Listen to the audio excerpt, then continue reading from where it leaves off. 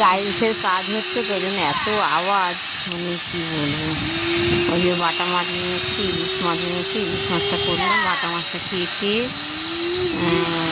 পরিষ্কার করে সব কটা ধুয়ে রেখে দেবো ফ্রিজে, তাহলে পরে আমার পরের দিন হয়ে যাবে। আর আজকে ইলিশ মাছটা করিনি।